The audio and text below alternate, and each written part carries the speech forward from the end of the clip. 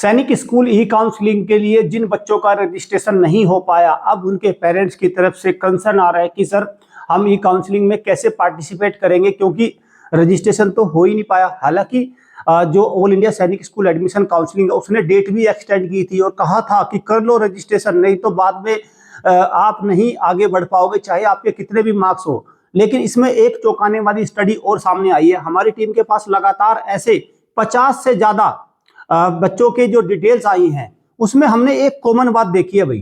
ठीक है, मैं मानता हूं ये एक मौका हाथ से जा रहा है, लेकिन जैसे ही हमारी टीम के पास डेटा आया तो जितने भी जो कक्षा 6 और कक्षा 9 के बच्चे हैं जिनका रजिस्ट्रेशन नहीं हो पाया, एक्चुअली वो एक ही कारण निकल कर आ रहा है क्योंकि उनकी नंबर में कहानी खत्म है। जैसे कोई कक्षा 6 का बच्चा है, उसके 300 में से 150 नंबर है, कक्षा 9 का बच्चा है 400 में से 170-180 नंबर है। तो आप पेरेंट्स टेंशन मत लीजिए भाई, आपका रजिस्ट्रेशन नहीं हो पाया ऐसा नहीं है कि हाथ से सरकारी सैनिक स्कूल निकल गया। अरे नहीं, कुछ नहीं मिल रहा था भाई आपको। ठीक है, आपको उसमें कुछ भी नहीं मिल रहा था, तो आप बिल्कुल रिलैक्स हो जाइए, क्योंकि आप पूरी साल तो कह ही रहे थे आप कि हमने कुछ नहीं कराया था, तो एक और में सही।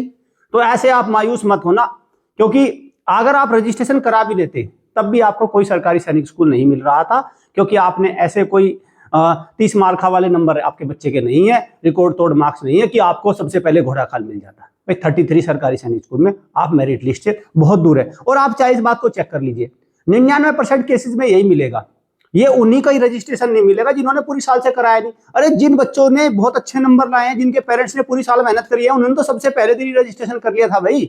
तो यही बात हम बार बार समझाते आए हैं कि हर जगह आपको एक्टिव होना पड़ेगा, केवल एक जगह नहीं कि सिर्फ रजिस्ट्रेशन के टाइम पर आप एकदम से कि नहीं हो पाया, ये हो पाया। और हालांकि ये वही भीड़ है जिसकी मैं बात कर रहा हूं, अब ये भी कहना शुरू कर देगी कि हमारे बच्चे को तो घोड़ा खाल मिल ही गया था लेकिन रजिस्ट्रेशन की वजह से वो रह गया। देखो, मैं ये कहूंगा व्यूअर्स से, पेरेंट्स से, एक सच के रास्ते पर चलिए, ईमानदारी से बच्चे के साथ प्रयास करिए, सब कुछ होता चला जाएगा। और अगर आपसे ये नहीं हो पा रहा है, आप किसी कारणवश अपनी समस्याओं से घिरे हुए हैं, तो देश की एकमात्र ईमानदार एकेडमी से जुड़ जाइए और फिर हम आपको वो सारे रास्ते दिखा देंगे और वो सारी चीजें आपकी कंप्लीट करा देंगे, ताकि आपका बच्चा तरक्की पर आगे बढ़ता चला जाए और सैनिक स्कूल में भी उसका एडमिशन होगा और वो आगे भी खूब पढ़ाई करेगा, खूब मेहनत करके खूब कामयाब होगा। धन्यवाद।